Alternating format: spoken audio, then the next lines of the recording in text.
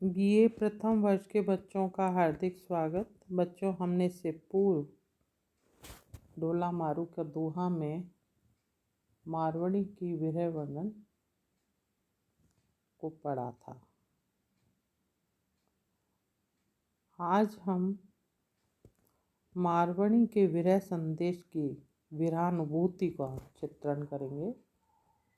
बच्चों, मैं अलका जैन, आचार्य हिंदी, राजकीय महाविद्यालय किशनगढ़ से।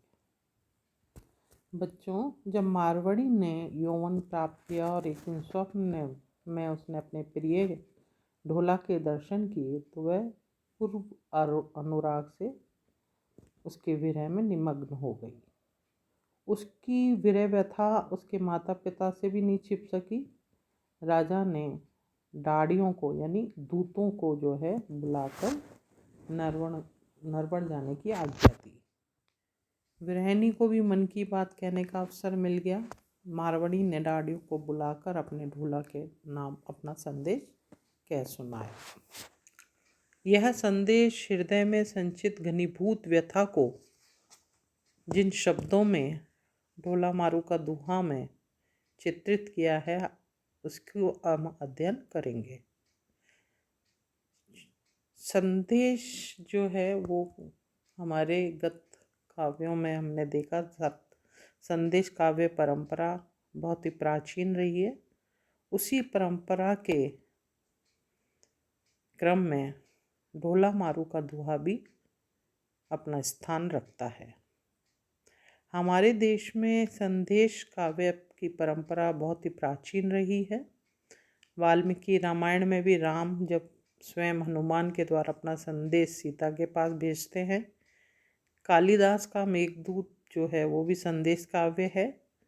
अपभ्रंश में संदेश राशक भी जो है संदेश प्रसंग का अनूठा काव्य है। ढोला मारूरा दोहा में भी मारवाड़ी का यह संदेश जो है राजस्थान के समूचे श्रृंगार साहित्य में अनूठा है, अनंतम है। इस प्रेम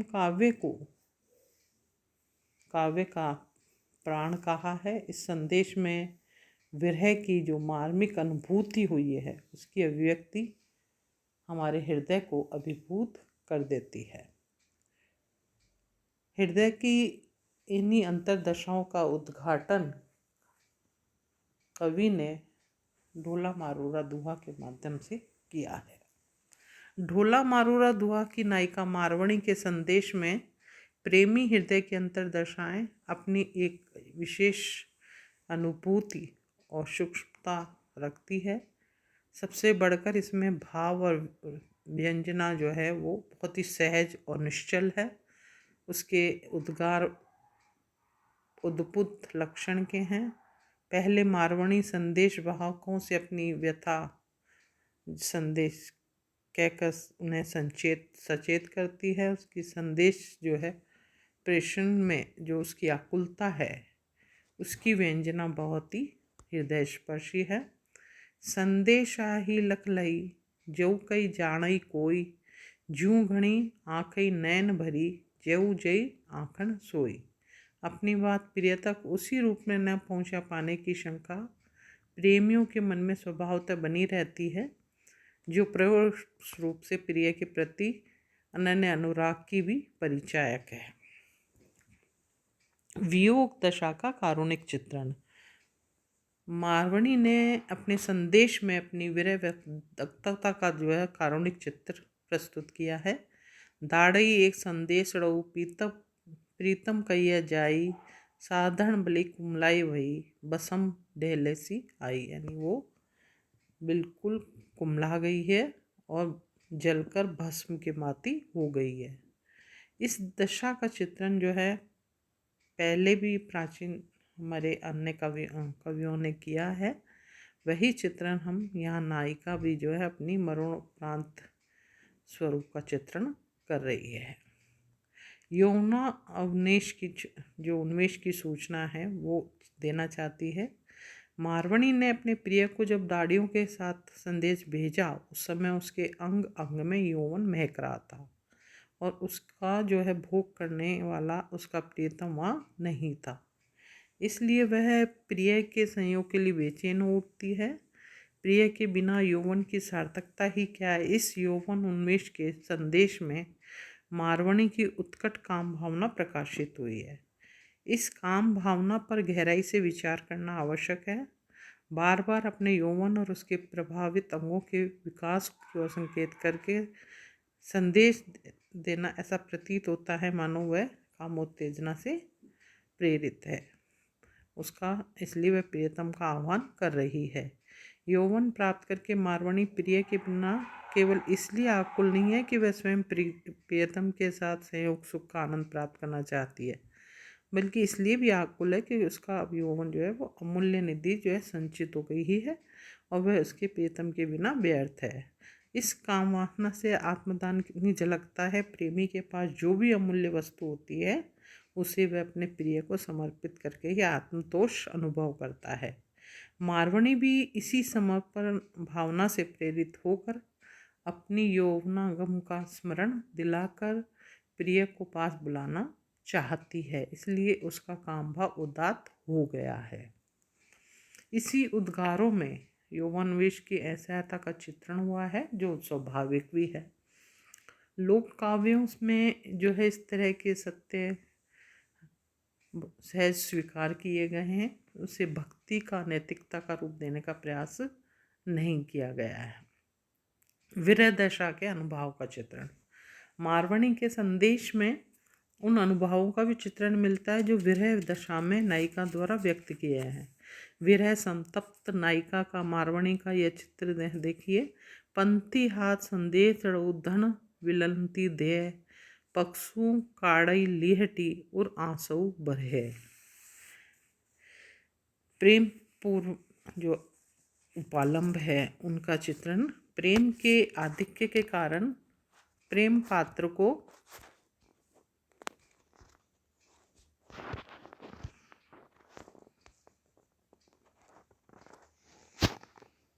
अत्यंत ही आत्मीयता और प्रेम पूर्वक उपालम देना भी विरही जीवन का एक अंग है।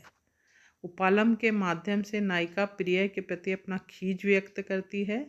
मनोवैज्ञानिक दृष्टि से यह स्वाभाविक ही नहीं आवश्यक भी है, क्योंकि इससे अंतस में उमड़ती वेदना कुछ कम हो जाती है।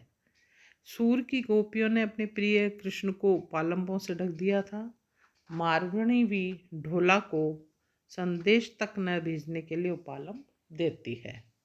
साथ ही संदेश न भेजे जाने का कारण स्वयं भी उद्भव करती है। कागड़ की मसी नहीं लिखती आलस थाई कैकण संदेशड़ा मोलई बड़ई बिकाई। परंपरागत काव्य रूढ़ियों का भी इसमें प्रयोग किया गया है। आंगुलड़ी गली गया नयन ने बाचन देश। प्रामोत्सक भावना को भी जिसमें दिखाया गया है कि मारवाणी जो है वह अपने प्रिय को संदेश देती हुई कहती है कि तुम नहीं आओगे तो मैं अपने प्राणों का उत्सर्ग कर दूंगी। जय तू ढोला नायवड़यू काजल रेयारी तीज चमक मरेसी मार विदेख किवंता बीज। इस तरह वो अपना प्राणों का उत्सर्ग करने की बात भी कहती है।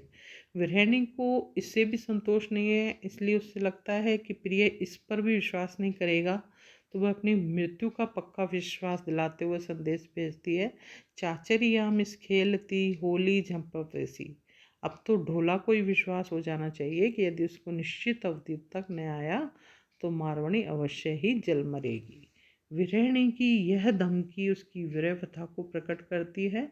विरह की व्यथा में मृत्यु का दुख अधिक भयंकर नहीं होता।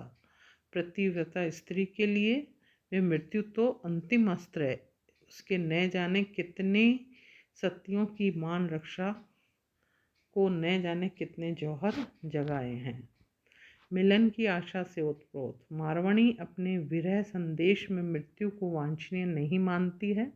उसका अंतिम लक्ष्य तो प्रिय का दर्शन है, मिलन है। प्रिय मिलन की यही आशा विरह में उसका एक अवलंब है। इसी से वह कभी प्रिय मिलन के प्रति आशान्वित हो जाती है और कभी निराशा में डूब जाती है। आशा और निराशा उसके हृदय में धूप छाँव की तरह नित्य आती जाती रहती है। इसकी इस मनोदशा का सुंदर चित्रण हम इनकी पंक्तियों में देख सकते हैं। हिवड़ई भीतर पैस करी उगऊ सजन रूख, नित सूखई नित पल्लवई नित नित नवला दूख। इस प्रकार मारवणी जो है अपने संदेश में अपनी मनोवेदनाओं को आशा, निराशा और अत्यंत मार्मिक रूप में व्यक्त करती है। अगला जो बिंदु है हम उसमें देखें, प्रेम का आदर्श और मर्यादापूर्ण संदेश। मारवणी का प्रेम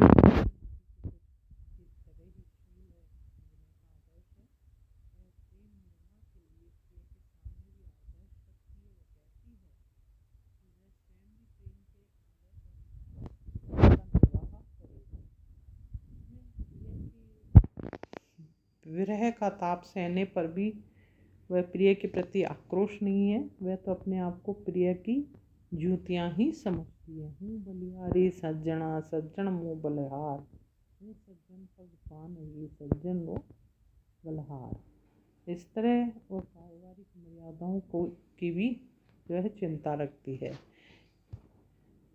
रातई ने रूणी निसई धरी, सोणी महाजनी लोए, हाथाली छाला पड़िया, चीर निचोई निचोए।